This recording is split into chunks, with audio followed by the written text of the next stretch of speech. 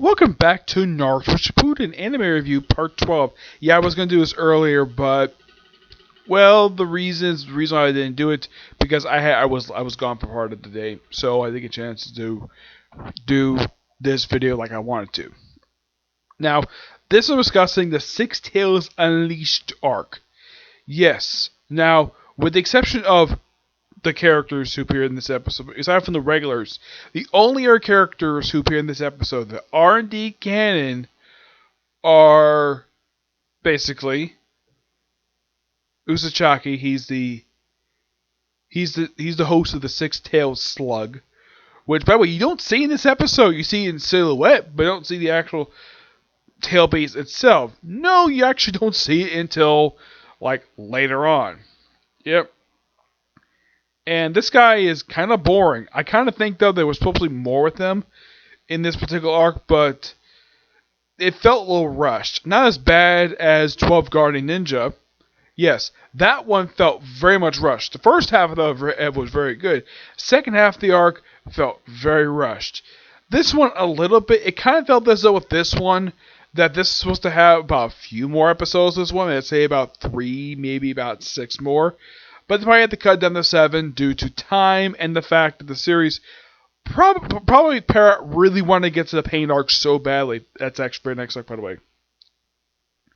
The arc starts off in a couple of different places. First off, we introduce 3 new characters. The Six-Tailed Beast host, Hotaku. She's the granddaughter of the head of the clan, and basically her servant. And they're at this fort on this summit, and these 4 guys basically are just hired goons. They're hired by a mysterious person to think, oh yeah, this place must be really rich, and then they kind of change it. Oh yeah, they kind of loosely develop the villains over the course of the arc. Yeah, the thing with these guys are, I'd say maybe like 1 or 2 of them actually have individual jutsu aside from the combined jutsu. Yeah. Yeah. I would say the only one of them knows Earth style jutsu, but there are 3. Nah, I don't really show much of anything. One of these guys is older. He looks like he's balding, and it looks like he's walking around with a pot belly. Yeah, there's no reason for this. There is also a guy who looks like a girl who's referred to as Ben 10. Yes, seriously, that is the character's name. Ben 10. You're probably thinking, Ben 10, you mean that cartoon series for Cartoon Network? It's possible this character is named after that character. I have no idea. It's possible. And there's like 2 other guys. They don't do much with them at all. Yeah, also the guy with the pot belly. He cares about Demon Shuriken. Yeah, I would say the weakest characters in this arc is probably the henchman. The villain himself basically is like, okay, their boss basically they slowly reveal because it's obvious just by looking at it that, oh yeah, there must be something here. Like, rob this place for some reason. They don't specifically say it all of a sudden, oh yeah, we're here for Forbidden Jutsu. Okay. Yeah, I kind of felt this though very, like, from the start. They apparently didn't have much idea what to do with them. And mentioned, oh yeah, we mentioned about this Forbidden Jutsu, which has the ability to destroy an entire city. I get the reason why. I understand the reasoning behind. Yeah, that's a good reason why they declare it Forbidden Jutsu. I mean, who willy-nilly use a jutsu that can kill people in the thousands? Yeah, I get the fact this might be used for a weapon for war against armies, fine, but it'll kill way too many people too quickly. Yep, and it's also in the Hotaku has like a part of the jutsu stuff inside her back. Oh yeah, and she actually volunteered for that there. Yep, so the Hidden Leaf are on their base. Now, when you see Naruto's group, this is coming right after they fail to find Sasuke and Itachi. Well, Naruto's not Itachi, but he doesn't tell anybody. So, they're on the way back, and then Kaio shows up like, oh yeah, Kakashi needs to go back and basically debrief the Tsunade. The other half deal with basically the Forbidden Jutsu stuff. Yeah, from the word go, it seems like Naruto had a pretty good idea what he was doing. in this arc. At least Yamato was used very well. I would say that the another weakness of this arc, aside from the fact the henchmen are very poorly developed, is Sakura and Sai. These two do very little in this arc. You want to think of one character that's virtually nothing to the very end? It's Sakura. Yeah, she does nothing. And I mean nothing. Yeah, first she's seen basically like tending to like to get to the summit, and she treats the servant. Then of course Naruto, Sai, and Yamato go find Yayo and they take her supposedly to this village. This is supposedly the clan's hideout. And Naruto doesn't really trust people very much. Like no one's around for some reason. So like okay, they basically follow standard procedures. Basically just trap everybody there. Also apparently the person running the place is her uncle. And there's also Naruto knows people were looking at her in a particular way that people looked at him because he's a host of Nine-Tail Fox, which he hints that he's going to tell her that, but apparently Sakura tells her, no, don't tell her that. I'm like, really? Why wouldn't you? In the original arc, he blatantly told the apparent main villain of the arc, yeah, I'm the host of Nine-Tail Fox, and here he's like, no, you can't tell him. Why? They're working together. You shouldn't keep that classified. It's not exactly like a secret in the Hidden Leaf Village. It's public knowledge. Why the heck would you write it where you have to keep the fact he's a host of Nine-Tail Fox a secret? It's kind of similar to Urakawa, where he's the host of Six-Tailed Slug. And here's the thing. Only the Hidden Mist know he's basically the host. And apparently Naruto being the host of Nine-Tail Fox is, what I can tell, pretty much public knowledge. I think the other villages know he is, but they don't really do much of anything at all. No, not really. Yeah, so after they drop her off, Naruto's like, that village gives me a bad feeling. I'm going to go back and go get her. And he was right. The village basically is not exactly very good. So, yeah, it turns out the village is working with the villains this arc. And apparently, the guy really wants the jutsu. He says it's going to make him rich. I'm thinking, I get the fact you want to restore your clan, fine. But what does money have to do with restoring your clan? Right? Yeah, that's something that's never really explained. So, it's revealed in the second to last episode that Hayo does not have the entire jutsu in her back. She has part of the jutsu. Yeah, her ability is that she can get out the chakra, she can activate like an actual bomb. Yeah, this is revealed by the main villain. Like, okay, then why does it look like a particular tube in her back? Yeah. Also, was there a ritual basically putting this in? I have no idea. Also, Urakawa basically has this thing where he does like him called master. He does not want to take a student for some reason. I'm like, really? Why? Oh yeah, because apparently he thinks that master might kill him. Yeah, and then at one point they run into the Ambu Black Ops of the Hidden Mist Village. Why are they here? For him. And he's like, we'll hand her over to you in exchange for him. And Yamato's like, no, that's not a good idea. And he explains that basically she has an attachment to him. If you take him with you, she'll follow you.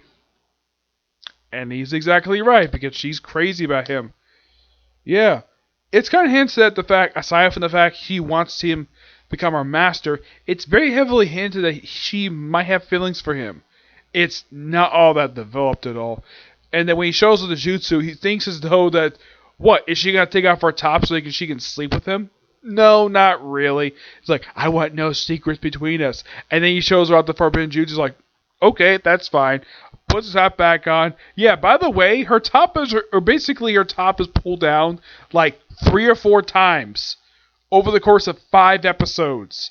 No joke. Apparently, people like doing that. She did it twice. Heck, the villain of this arc did it too. Yeah, it's almost like any time they do it, it seems as though they're ready to have sex with her. Yeah, it's a good thing they didn't show off her chest. Nope, just show off her back. Yep. So, yeah, and here's the thing. Like, when they show the Alma Black Ops next time, like, okay, we're waiting for him. And then they're attacked by a creature with a ring on. What's the purpose of this? Well, that's explained a little bit later of who sent the damn thing. By the way, all the Black Ops are all killed. And Urakawa knows nothing about it. And twice in this arc, he tries to abandon the woman who's got a thing for him. Yeah, he tries to abandon her. Because he likes to be a sloth. Also, it's shown in one portion of flashbacks is never brought up at all. Why his master has got the same bubble stuff he does. Yeah, I kind of feel as though, despite the fact they have introduction to this character, the problem with him is, aside from the fact that he's boring, yeah, he's probably the most boringest host I've seen in the whole series, he's very poorly developed. Over the course of 7 episodes, he blindly believes his own master tried to kill him because of the six-tailed slug. How?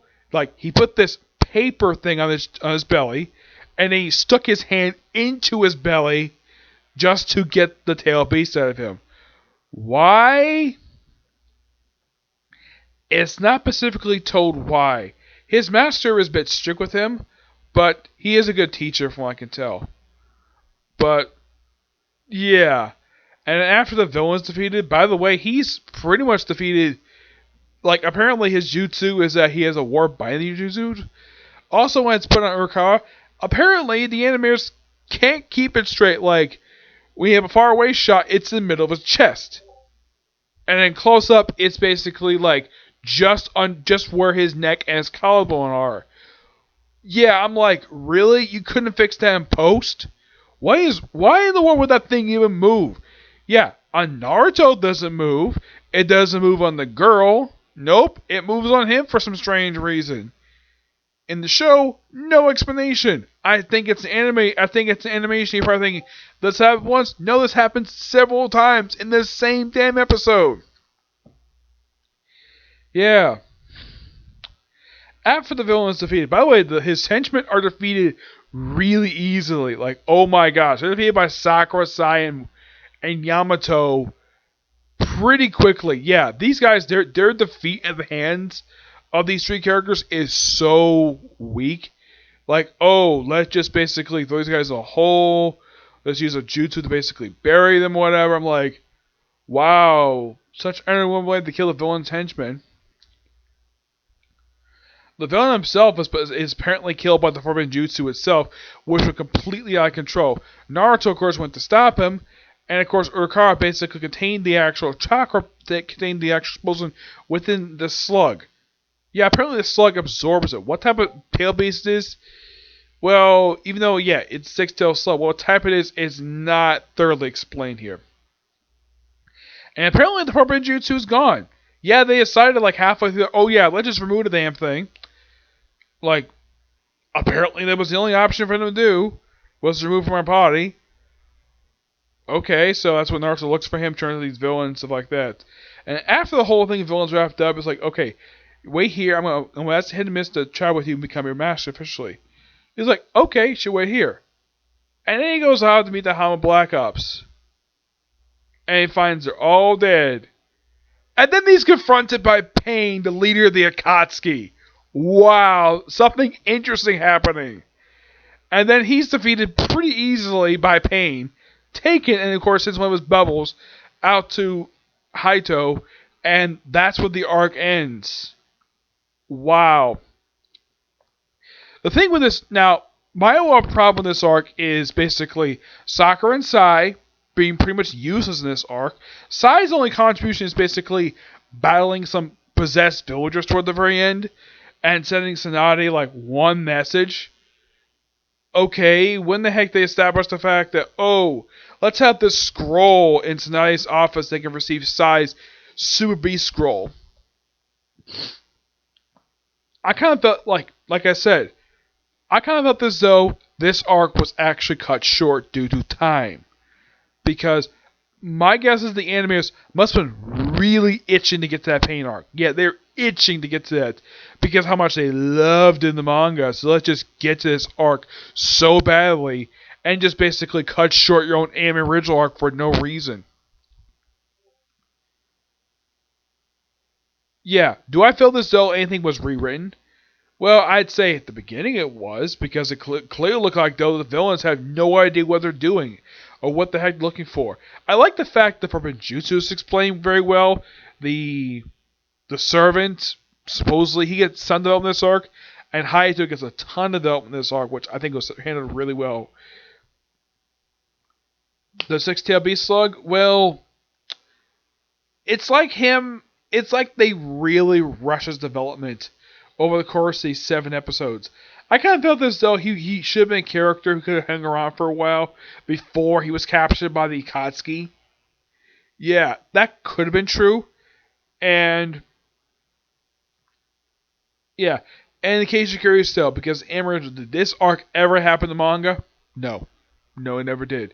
As a matter of fact, I don't think at the time the whole Six-Tailed Slug was actually conceived at the time, though he was later made canon, kind of like Ryle from one of the Seven Swordsmen. Kind of the same thing with him, too. Yep.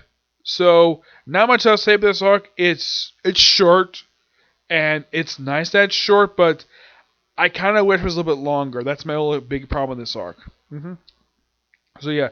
That's it. Stick with you. The next view is going to be my first view, first of 4 for Meow Time! Yep, that's the name of the series. I'll discuss that next, okay? See you next video. Bye.